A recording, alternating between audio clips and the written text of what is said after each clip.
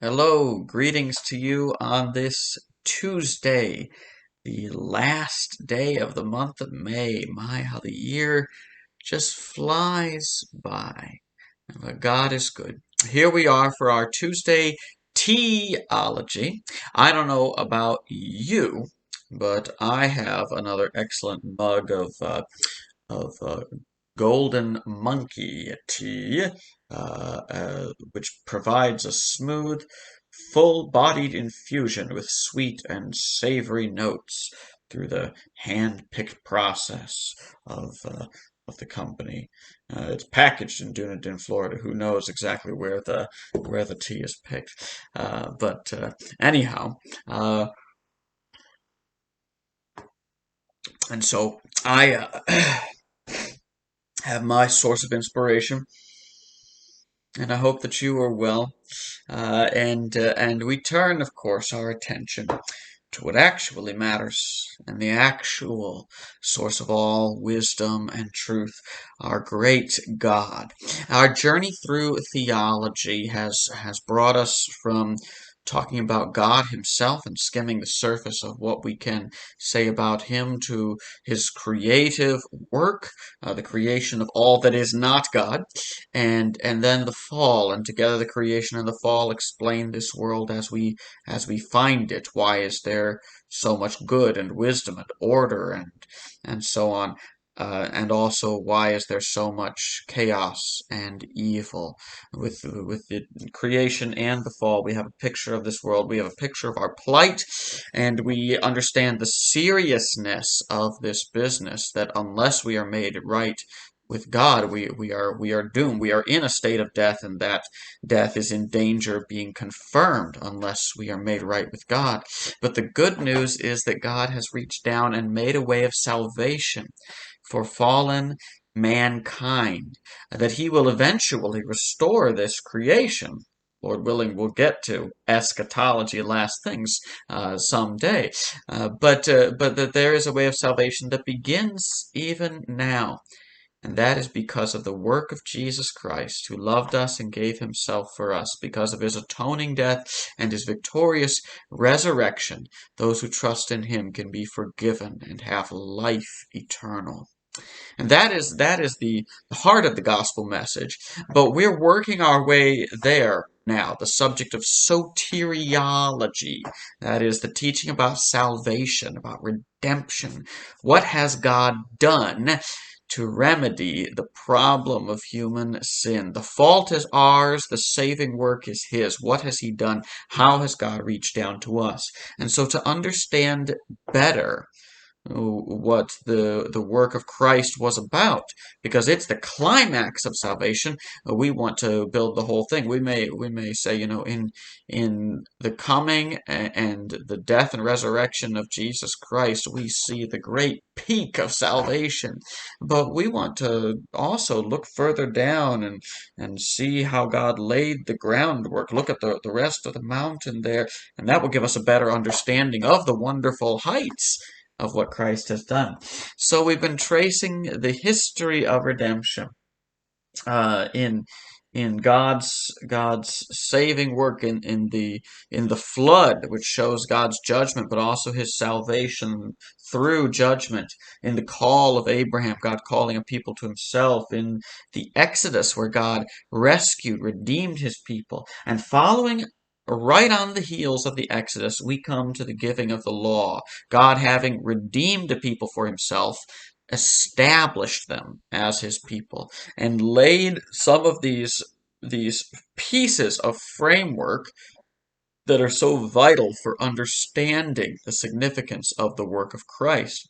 They preceded it by hundreds of years in their institution, but they were pointing forward to Christ. And that is what we would call the coming of the law. And we're going to break this up because really we want to try to have some understanding of the law itself, and also of the sacrificial system, of the priesthood, and of the tabernacle, which later became the temple. So these four pieces together, which form so much of the framework for understanding the wonderful significance of the work of Christ. So beginning with the law itself, but these four are all connected. The institution of the law was also the institution of the sacrifices, the priesthood, and of the tabernacle. So it was God's ways made known, and also connected with that the reality of sin and the seriousness of our separation from God, and then the means of being made right with God through the action and the person involved in facilitating the action, bringing it about, and the place of meeting between God and his people. And all of this points forward to Christ, in whom God's saving work is really effected. So, beginning with the law. When you read the book of Exodus in the Old Testament, shortly after reading about Israel finally being free from Egypt, uh, let's see, that is so the crossing of the Red Sea is in chapter 14, and it's in chapter 19 that we see the meeting, as it were, where Israel has come to Mount Sinai, to this meeting place where God is going to give the law. And in chapter 19, beginning in verse 16 and going through verse 20, there's a description I want to read of this meeting, because it underlines what an epochal, what a colossal event this was to receive the law with its sacrifices, priesthood, and tabernacle. Exodus 19:16 through 20.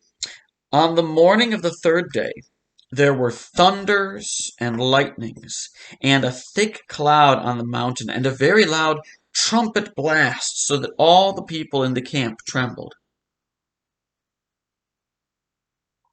Then Moses brought the people out of the camp to meet God, and they took their stand at the foot of the mountain. Now Mount Sinai was wrapped in smoke, because the Lord had descended on it in fire. The smoke of it went up like the smoke of a kiln, and the whole mountain trembled greatly. And as the sound of the trumpet grew louder and louder, Moses spoke, and God answered him in thunder. The Lord came down on Mount Sinai to the top of the mountain, and the Lord called Moses to the top of the mountain, and Moses went up. That description really underlines that there is something hugely significant going on here, because of course, showings of thunder and lightnings and clouds, these are nothing to God. They're no great effort, but they don't happen automatically either. That is, that God is everywhere and does not always make his presence known or visibly perceivable by human beings in this way. So God is clearly showing the people the power of his presence. They are to understand God as coming down to meet with them. God, again, he speaks in ways we understand. And so many people, because they can't see God, they don't believe him, or they claim to not believe in him. But God can show himself overwhelmingly when he chooses to. And he wanted them to see, to have this understanding of him reaching down to them. And it was overwhelming. It was terrifying. The fear of the Lord is the beginning of wisdom. And so the greatness, the majesty that God has reached down to make a relationship with people. And when God reached down to the people and called Moses up to him, he began to give him the law. And in verse 20 begins what is known as the Ten Commandments. The Ten Commandments, sort of central to the law. In some ways, we might call them a summary of the law. And they underline the supremacy of God and total devotion to Him. But then also going into, don't murder or steal or commit adultery and so on. And the Ten Commandments are just the beginning of the law. They're a leading part that outlines some major areas and can easily be taken to summarize and say the law is about devotion to God and doing right to others, love for God and love for others. Jesus summed up the law in that: love the Lord your God with all your heart and love your neighbor as yourself. That contains the whole law. But there were numerous commands that got very specific about how to play that out. But the head of the law we want to bear in mind was the commandments. I am the Lord your God who brought you out of the land of Egypt, out of the house of slavery. You shall have no other gods before me. You shall not make for yourself a carved image or any likeness of anything that is in heaven above, or that is in the earth beneath, or that is in the water under the earth. You shall not bow down to them and serve them, for I, the Lord your God, am a jealous God. And it goes on from there. That devotion to God was at the heart of the law. So what I mean, there's a lot to describe as you go into the law, and if you're not familiar with the Old Testament law, I really encourage you to try to gain some familiarity with it. Some parts of it will be very strange to you. Some parts of it you won't immediately see what the significance of this is.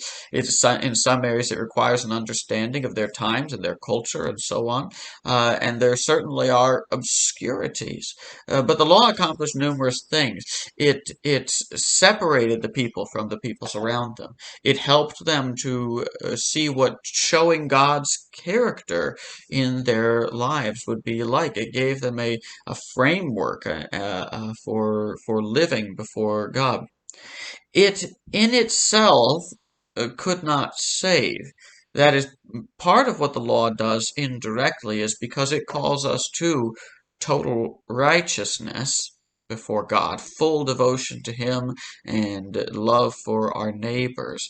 Our inability to do that, our continued failure to keep God's law absolutely, points to our fallen condition and our need for a Savior. There was provision in the law: the sacrifices, the priesthood, the tabernacle, and such. And yet the people were called to keep the law, and by keeping the law, they would enjoy God's blessing in the good land that He was giving them. They would have God as their God. But the history of redemption is the history of the people being unable to keep the law and suffering the consequences of God's continued patience, but also His justice. Um, and ultimately, in the big picture, we see that the law is not a permanent institution, in that Christians are not called to obey all of the commandments of the law. It gets into various dietary regulations and so on. Although the moral commandments of the law retain their force, not because we're under the law, but because they show God's character, and we are called to walk before God in holiness. But the law has an abiding value as something that points us to Jesus Christ. It has an abiding value as a revelation of God's holy standards and His character. It calls us both to walk before Him and to learn what God is like, but also to recognize our inability to be righteous in ourselves.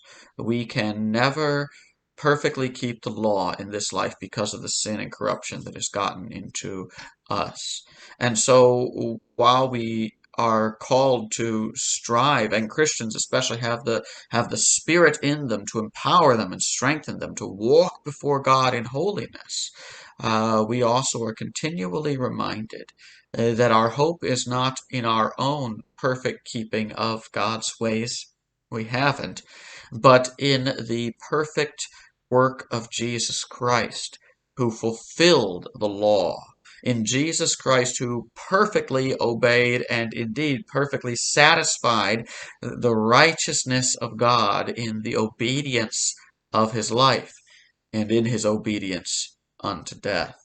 And so having this framework of the law helps us to see the work of God in redemption, that God was laying out before the people the way of righteousness that they were called to pursue, but ultimately that Jesus Christ would satisfy for us.